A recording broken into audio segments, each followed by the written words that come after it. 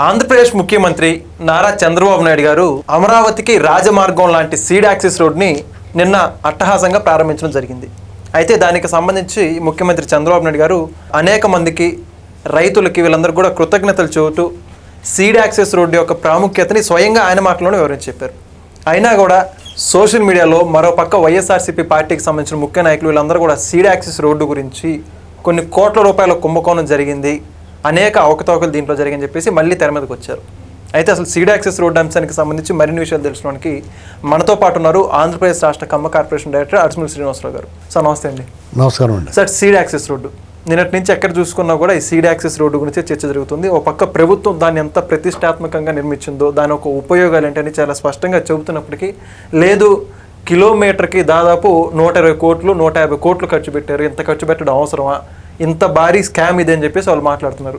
మీరేమంటారు? ఇప్పుడు ఏ స్కీమ్లో అయినా స్కామ్ లేకుండా ఉంటుందండి. అంటే ఇప్పుడు రోడ్లు వేస్తారు, లేదా బిల్డింగ్లు కడతారు, అక్కడ ఆ కాంట్రాక్టర్కి ఒక ఎస్టిమేషన్ ఉంటుంది. ఎస్టిమేషన్ ప్రకారం వీళ్ళు కొన్ని క్వాలిటీ అడుగుతారు, ఆ క్వాలిటీ తగ్గట్టుగా ఎస్టిమేషన్ వేసిస్తారు, దానికి రూపాయి ఎక్కువ తక్కువలో ఆమోదిస్తారు. ఇది జరుగుతున్నది ఎక్కడన్నా. మీరు అంత తినేసారు ఇంత తినేసారు అని చెప్పి అనడానికి వీళ్ళకి అసలు హక్కు లేదు. తింటే తింటారు, తినకుండా ఎందుకు చేస్తాడు? నువ్వు తినకుండా చేసావా? పుణ్యానికి చేస్తారు ఏమన్నా వచ్చి. మీరు 7 ఏళ్ళ పాటు దాన్ని మడతెట్టేశారు కాబట్టి ఆ రేట్లు పెరిగిపోయినాయి. అలాగా వాళ్ళ రోజునే మీరు ఆ సీడ్ యాక్సెస్ రోడ్డుకి అడ్డం పడకుండా మీ ఓల్డ్ చేత కేసులు వేయించుకున్నాను.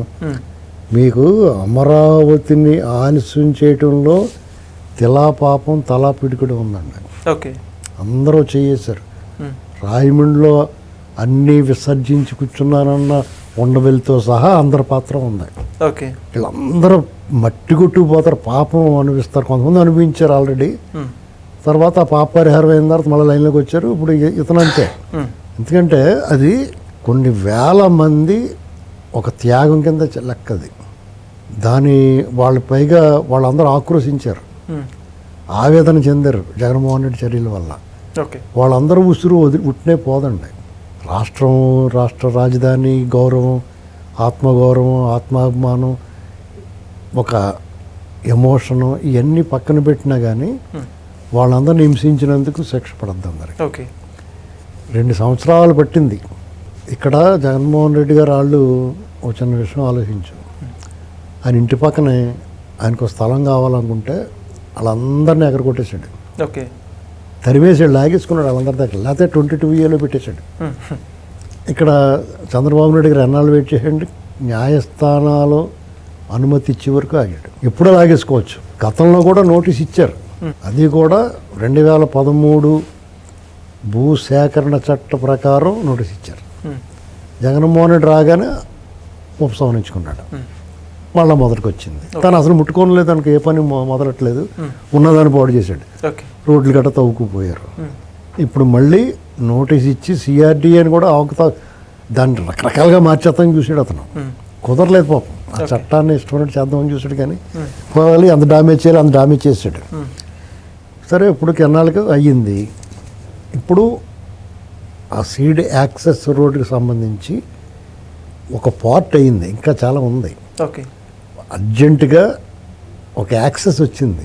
ఇటు అమరావతికి నేరుగా ఆ మణిపాల్ హాస్పిటల్ పక్క నుంచి, ఆ స్టీల్ బ్రిడ్జ్ నుంచి, ఆ కరకట్ట నుంచి వెళ్ళి ఇబ్బంది పడకుండా చాలా మంది అనేవారు ఈ కరకట్ట రోడ్డు సరిగ్గా లేదు, అమరావతిని కట్టారు, ఆ కరకట్ట రోడ్డు మాత్రం వేయలేకపోయాడు, అది ఇది అన్నారు. ఆ వేయలేకపోవడానికి కారణం ఏంటి? వీళ్ళందరూ ప్రతి ఓడు కాళ్ళకి కర్రడ్డం పెడితే ఎవడన్నా ఏం చేయగలుగుతాడండి? అంచేత ఈ రేట్లు ధరల గురించి ఎవడో ఎక్కువ మాట్లాడతాం అనవసరం. 10 ఏళ్ల క్రితం లేబర్ ప్రాబ్లం లేదు. ఇప్పుడు బీహార్ నుంచి, ఉత్తరప్రదేశ్ నుంచి, వెస్ట్ బెంగాల్ నుంచి వచ్చే లేబర్ కూడా మనకు కష్టమైపోయింది. కాబట్టి ధరలు ఆటోమేటిక్గా పెరుగుతాయి.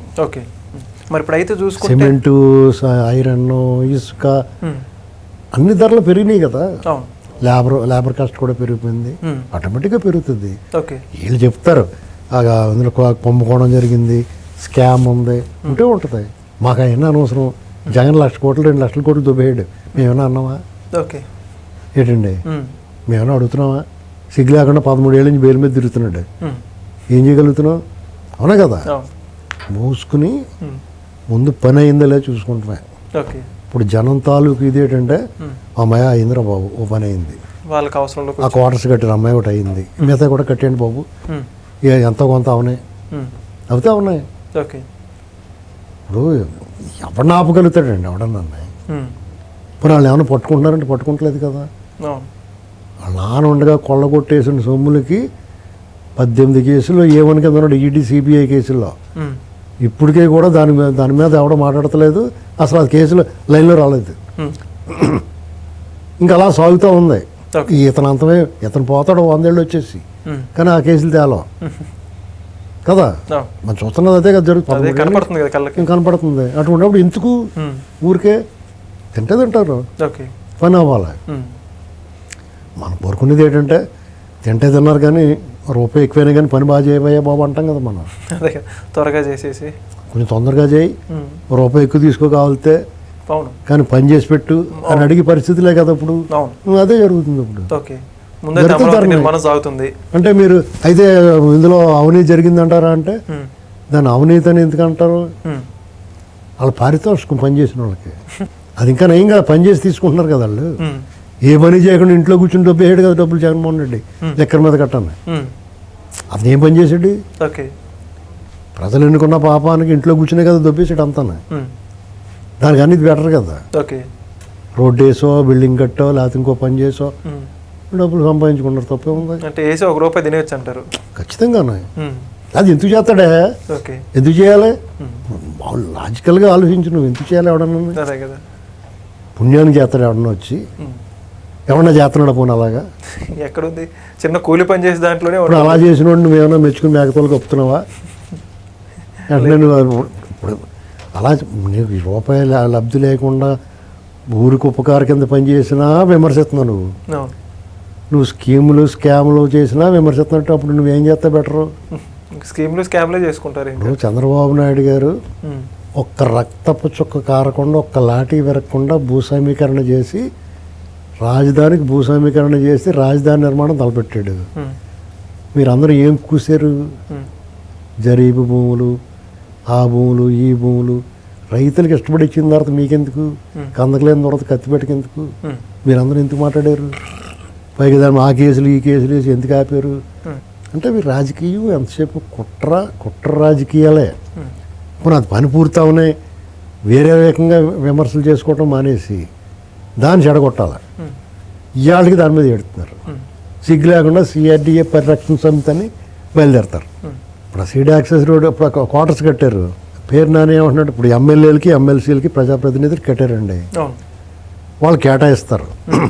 అర్జెంటుగా వాళ్ళు కేటాయించిన తర్వాత వాళ్ళకి అలవన్సులు ఇలాంటివన్నీ కూడా ఆపుతారు. వాళ్ళు ఉంటాడా ఉండకపోతాడా వాళ్ళ ఇష్టం. ఉంటే ఉంటాడు లేకపోతే లేదు. నువ్వెవడో చెప్పడానికి? నీకు ఇచ్చారు నువ్వు ఉండమని, నువ్వు ఉండకపోతే అది వాళ్ళ ఇష్టం. ప్రభుత్వం తన పని చేయాల్సిన పని చేసేసింది. వాళ్ళు ఉండకపోతే ఎవరు తప్పు? వాళ్ళు తప్పు. దానికి నువ్వేందుకు ఎడుతావు? ఇప్పుడు ఆదాయం మొత్తం గవర్నమెంట్ మిగిలినట్టే కదా. ఇప్పుడు మీ ఎమ్మెల్యేలు కూడా ఉన్నారు, వాళ్ళు అసెంబ్లీకి రాకపోయినా కానీ ఇక్కడ ఉండమను ఏంటండి? ఇది ఏడుపులకు కూడా ఒక అర్థం ఉండాలి.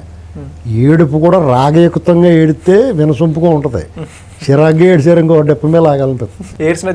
శోకం కూడా రాగయుక్తంగా శోకిస్తారు కొంతమంది. అబ్బా ఏడుపు కూడా చాలా వినసొంపుగా ఉందిరా బాబు అనుకుంటాం. నువ్వు చిరాకు వచ్చినా ఏడిచేవనుకో డెప్ప మీద అవుతారు. అది గుర్తుపెట్టుకోవాలి.